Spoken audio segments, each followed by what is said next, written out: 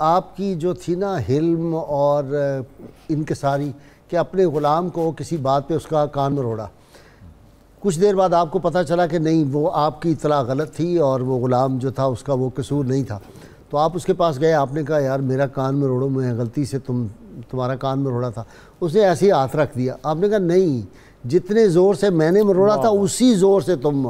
یہ کوئی کر سکتا ہے؟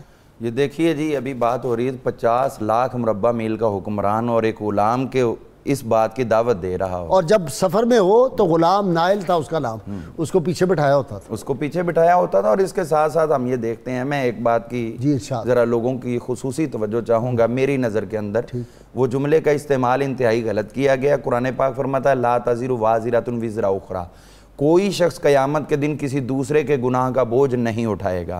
ہم دیکھتے ہیں کہ کچھ لوگ اس دور کے اندر لفظ بنو امیہ بول کر پورے کے پورے خاندان کو غلطیوں اور گناہوں کا سرچشمہ نعوذ باللہ قرار دیتے ہیں.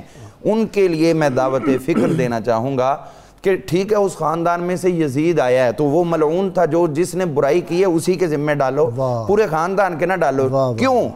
اس لیے کہ امیہ وہ شخص ہے کہ جس کے پوتے کے ساتھ جناب ابو طالب کی ہمشیرہ حضرت ام حکیم بیضاء نے اپنی بیٹی کا نکاح کیا. امیہ کے پوتے کے ساتھ جناب ابو طالب کی ہمشیرہ انہوں نے اپنی بیٹی کا، یعنی جناب ابو طالب کی بھانجی.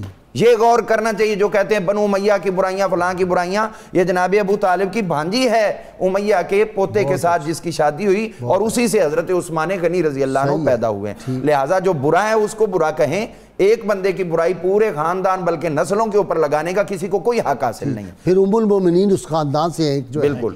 اسی طرح حضرت ام حبیبہ، نبی کریم رؤوف رحیم صلی اللہ علیہ وسلم نے جو حضرت عثمان غنی رضی اللہ عنہ کو ایک جملہ بولا تھا، میں سمجھتا ہوں اس کے اندر تو کائنات کی ہر چیز سما گئی. آپ نے جو فرمایا تھا کہ عثمان تجھے اللہ ایک قمیص عطا کرے گا، جب وہ تجھے پہنا دے تو تم نے اتارنا نہیں ہے. اب اس کے اندر گہرائی کیا ہے؟ میرے آقا کی نگاہ نبوت جان رہی تھی کہ عثمان کا دور ہوگا، رکاوٹیں ہوں گی، لیکن رکاوٹوں کے باوجود جب تک زندہ رہے گا اسلامی فتوحات کا دائرہ بڑھتا چلا جائے گا اور وہ رکنے نہیں پائیں گی. اگر یہ اتار دے گا تو دو برائیاں شروع ہو جائیں گی، ایک تو اسلامی فتوحات رک جائیں گی، اور دوسری برائی یہ ہوگی کہ اس کے بعد جب بھی لوگ چاہیں گے کسی بھی حکمران کو بیٹھے ہوئے وہ اتارنے کے لیے چند لوگوں کا جتھا تیار ہوگا اور اس کو اتار دیں گے نیچے، اور اس کے بعد آنے والی قیامت تک یہ وہ برائی ہوگی جو رک نہیں سکے گی. اور یہی چیز انہی ملکوں کے اندر خانہ جنگی کا ہمیشہ باعث بنتی رہے گی. حضور صلی اللہ علیہ وسلم کے اس ایک ہی فرمان نے کتنے بڑے بڑے فتنوں کے دروازے بند، اور ہم دیکھ رہے ہیں آج تک وہ بھگت رہے ہیں.